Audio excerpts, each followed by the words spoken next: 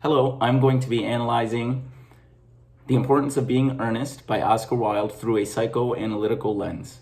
Psychoanalytical lens, a lot of the work has been contributed to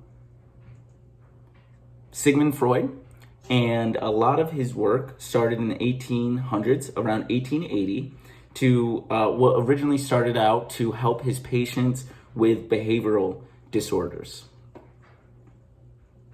So some important pinpoints to lay out are that Freud believed that most behavioral problems could be linked to subconscious childhood traumas, that the recipient of these traumas may also be unaware. There are many connections with parents, loss of life, pleasure, and pain. When our experiences are repressed or kept in, it doesn't make that trauma disappear, but rather plays out in our lives subconsciously through our thoughts and our decisions. The importance of being earnest. In the first act, Algernon is in his house waiting for the arrival of his cousin and his aunt. His cousin's name is Gwendolyn and his aunt's name is Lady Bracknell, I apologize. His friend Ernest comes to the house, and Ernest tells Algernon that he wants to marry his cousin Gwendolyn. And right away, Algernon asks Ernest who Jack is. And Algernon says that he received, he saw a cigarette case at a party that Ernest had left behind, and it said Uncle Jack, and it said something in regards to little Cicely. And so then Algernon asks Ernest who Cicely is, and Ernest essentially doesn't answer the question. Ernest, at this point, comes forward with the truth of who Jack is, and that he is Cicely's ward or guardian. And he is looking after Cicely for Cicely's grandfather, who was the guardian of Ernest. So now we have bun burying.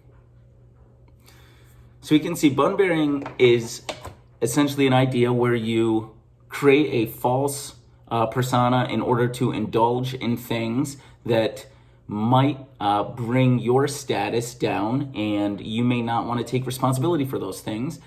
So both Algernon and Ernest came forward to each other about these false identities that they live.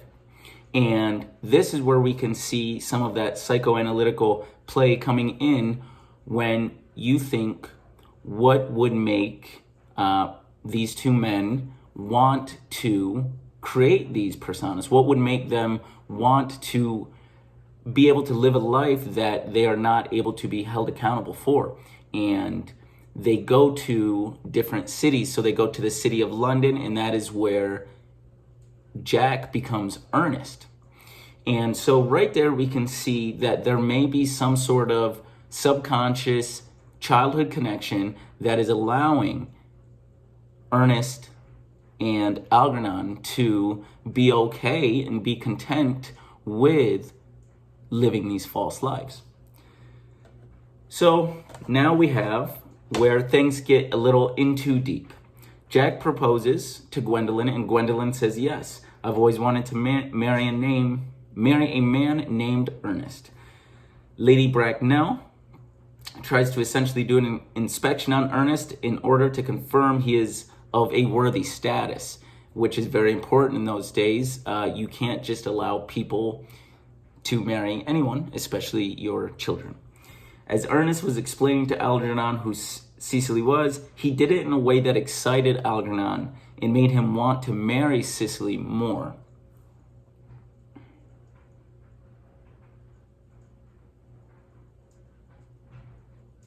This is where I would call a standoff starts to happen between Algernon and Ernest.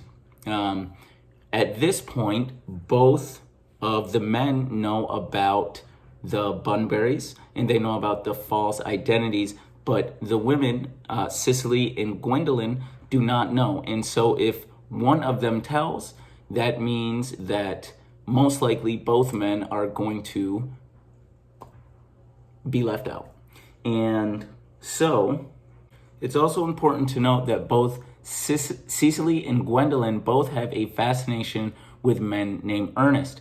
This is another tie that I found that could be in correlation with Freud's psychoanalytical theory, which could be a subconscious thought of something that happened throughout their childhood or throughout their lives, where they almost don't look at the full picture of who is this man, but rather specifically the name Ernest.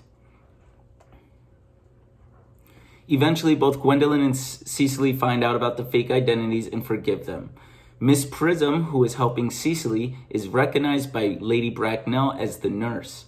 Miss Prism admits that she took Algernon's older brother Jack in a handbag on a train station and left the bag somewhere. Inside of the bag was Jack as a baby.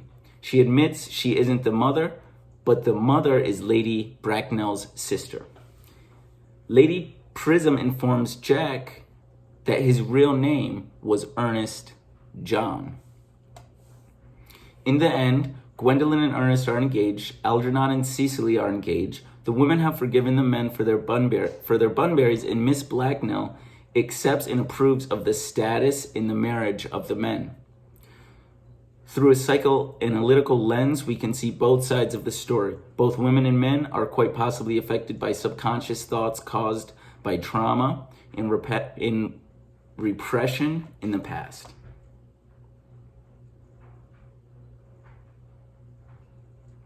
For my works cited, I used the Purdue Writing Lab, the Introduction to Literary Theory